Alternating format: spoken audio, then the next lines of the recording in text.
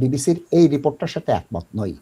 এই ভদ্রমহিলা 11 বছর বয়সে বিলেতে আছে, 30 বছর ধরে আছে, আইএলআর আছে।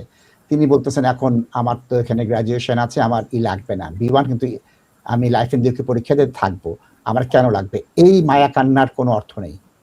আইন করেছে, আইনের অনুযায়ী তুমি আইদার ব্রিটিশ হও অথবা আইল্যান্ড নিয়ে থাকো। সে রাজনৈতিক কথা বলছে, যেটা আমাদের ক্লায়েন্টরা বলে যে বর্তমানে এখানে অবস্থা ভালো না, আমি 30 বছর ধরে থাকলেও আমার এখন করতে হচ্ছে, এবং আমার আইএলআর স্ট্যাটাসটা রাজনৈতিক কারণে হয়তো বা আমাকে সুবিধা দিবে না।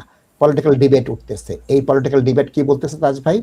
উনি বলতেছেন যে পলিটিক্যাল ডিবেট এন্টি ইমিগ্রেন্ট হয়ে গিয়েছে ইমিগ্রেন্টরা, এবং 10 বছরের জন্য আইএলআর এর পর ওয়েট করতে হবে, বিভিন্ন কারণে আমি তাড়াতাড়ি করছি, আমাকে কেন করতে হবে? আমি এটার সাথে একমত নই। আইন করেছে সরকার, আপনাদের সেটা মানতে হবে এবং মেনে সেই অনুযায়ী চলতে হবে, অথবা যদি সরকার আপনাদের আইনের মাধ্যমে সাফার করায়, আপনার সাফার করতে হবে। এইখানে এই মায়া কান্নাগুলোর লাভ নেই। এটা কি করতে হবে? অ্যাওয়ারনেস তৈরি করতে হবে। সরকার তুমি ভুল করতেছো, সরকার তোমার এই পলিসিটা ঠিক না।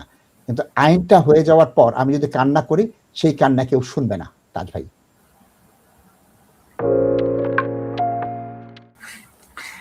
নাসিব ভাই, এটা একটা ডকুমেন্ট এবং আমাদের সব ক্লায়েন্টেরই এইসব কনসার্ন, এবং আমি সবাইকে এই জিনিসটাই বলবো, আপনারা যেমন এই ইয়াং একজন মাইগ্রেন্ট যেভাবে ফ্রাস্ট্রেটেড, ঠিক আপনাদের মতো আমরাও কিন্তু ফ্রাস্ট্রেটেড, বিকজ আমরা দীর্ঘদিন থেকে কাজ করার পরে আমি ইমিগ্রেশনের সব দিক দেখছি, কি পরিবর্তন হয়েছে, কিভাবে হয়েছে, মানুষ কিভাবে সাফারিং করতেছে, এবং কিভাবে ইমিগ্রান্টসদের একটা এবিউসিভ সাবজেক্ট হিসাবে ওরা ইন্ট্রোডিউস করছে সমাজের কাছে। তো এইসব জিনিস তো আমাদের চোখের সামনে দেখা, নাসিদ ভাই। এবং আপনি যেভাবে বলছেন দর্শককে ইউ শুড রিমেইন সাইলেন্ট, এটা আইন হয়েছে, আইন মানতে হবে।